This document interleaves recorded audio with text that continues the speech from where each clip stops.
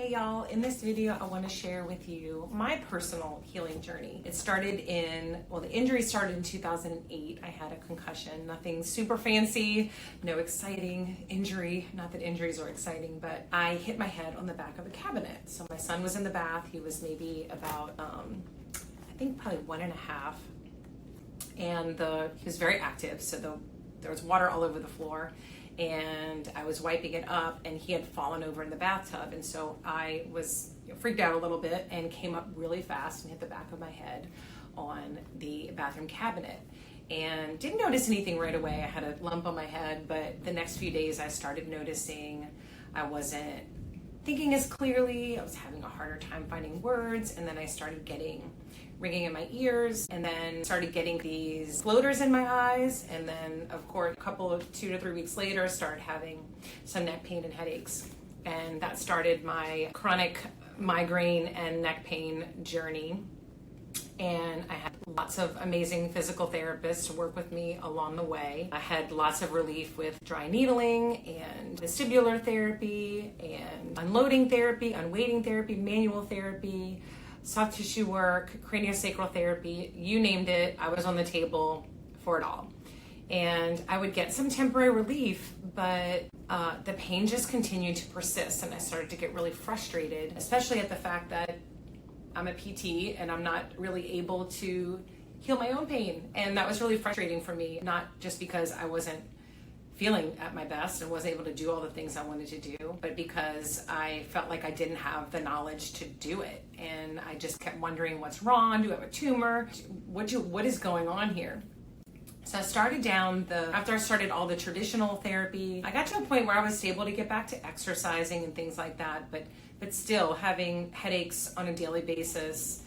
And anytime I would go to work out or exercise, especially if it was high intensity or a lot of jumping, I would get really dizzy. I would get a lot of pain, and that would last for a couple of days. So I just really started to limit my activities and limit what I did. Alcohol seemed to make it worse, so I stopped doing that, which is probably not a bad thing, but it just seemed all these really weird things that should normally increase my pain were.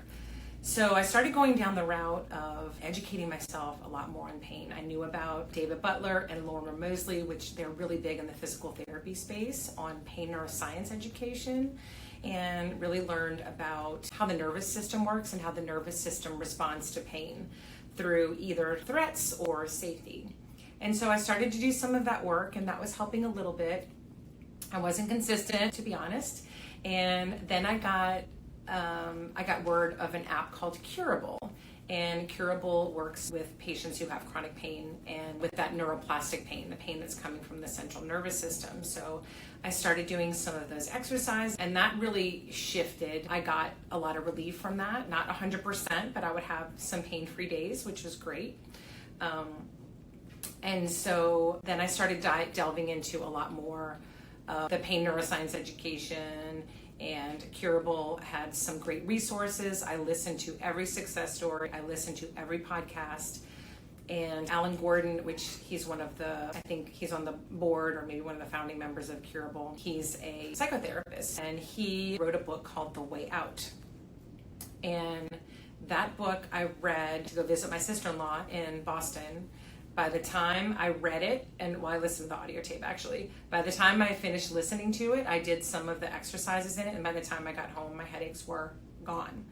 And I was pretty amazed at that. So of course I dove into all trainings with Alan Gordon at the pain reprocessing therapy. I got certified in pain reprocessing, went through evidence in motion to get my pain specialist certification, because I really just wanted to know all I could about the brain and the nervous system and how it produces pain, not only for my own benefit, but I really wanted to be able to share this with my patients. So that's been the journey that I'm on, and I've been treating and working with patients using this approach for about 3 years now, and I can't even tell you the amazing results that I get. I still have no headaches. Every now and then it'll creep up just a little bit, but I know that it's my nervous system giving me some sort of cue that something is not regulated in my nervous system. So I look at that as just a sign that I need to start taking better care of myself, looking at all the things I'm saying yes to. Is there any situation or emotional situation that I haven't dealt with? Also looking at people pleasing, certain personalities, again, always